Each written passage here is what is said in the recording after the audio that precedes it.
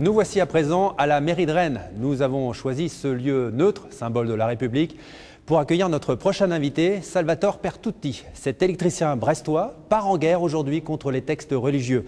Avec son association Les Athées en Action, il souhaite fédérer les non-croyants pour protéger une laïcité qu'il estime menacée.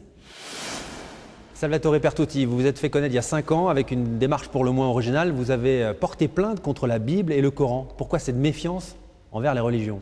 Déjà, je suis athée depuis de nombreuses années et j'ai voulu me rendre compte vraiment de ce que disaient les livres de religion.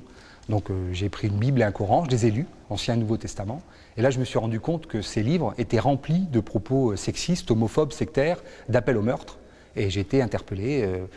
Je me suis rendu compte que même ces passages étaient carrément hors la loi, d'où mon idée de porter plainte. Alors, quand on lit les évangiles, il y a aussi « aimez-vous les uns les autres ». Oui, tout à fait. Il y a aussi juste après un petit passage sur les femmes apprécieront. Pendant l'instruction, la femme doit garder le silence en toute soumission. Je ne permets pas à la femme d'enseigner ni de faire la loi à l'homme, qu'elle garde le silence. Je ne suis pas persuadé que ça, c'est très compatible avec l'idéal de parité qu'on se fait. Comment ont réagi les instances religieuses? Elles ont porté plainte contre vous pour diffamation, par exemple? Absolument pas, elles ne le feront jamais, parce que ce n'est pas de la diffamation, c'est de l'information. Lorsque nous mettons un zoom, lorsque nous pointons un passage de la Bible ou du Coran à caractère sexiste, homophobe ou sectaire, il est vraiment à caractère sexiste ou sectaire. Et donc aucune instance religieuse n'osera nous attaquer pour diffamation, jamais. Vous parlez de sectarisme, d'intolérance, de haine.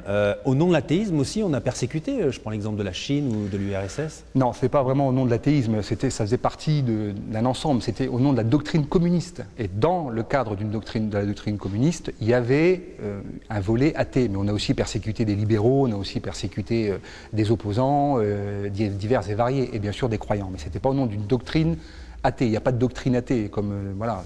Qu'est-ce que vous voulez faire avec cette association Les Athées en Action? C'est quoi? Lever une armée de soldats laïcs? Vous trouvez que la laïcité est trop complaisante aujourd'hui, trop silencieuse? Oui, complètement. La laïcité est en perte de vitesse. Et nous, ce que nous voulons surtout, c'est déjà peser dans le débat politique, dans le débat social avec une association. Aujourd'hui, les athées sont une minorité silencieuse. Dernièrement, il y a eu un débat très intéressant sur la laïcité, il y a quelques mois de cela. On a vu des prêtres, des imams, des rabbins arpenter tous les plateaux de télévision ou les studios de radio, mais il n'y avait pas un seul membre athée. C'est-à-dire que ces gens qui ont toujours combattu la laïcité nous ont expliqué comment la laïcité devait fonctionner. C'est une aberration. Vous avez beaucoup de membres aujourd'hui dans votre association? Nous sommes 6 000, un peu plus de 6 000 membres, dont 3 000 Français et 3 000 étrangers. Parmi nos membres étrangers, nous avons 20% d'athées arabes. C'est important de le souligner. Et vous allez vous présenter à la présidentielle aussi?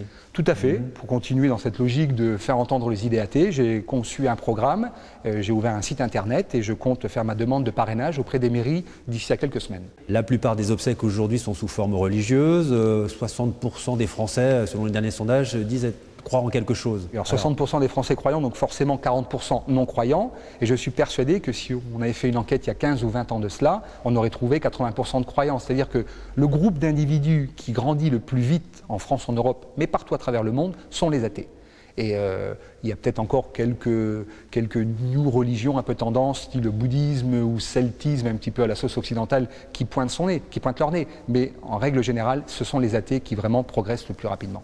Dernière question, rituel pour ce Génération Braise. Selon vous, les Bretons connaissent-ils une crise de la foi?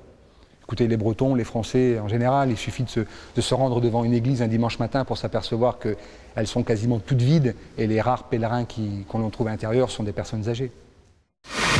L'ouvrage en ligne de Salvatore Pertutti, le livre athée.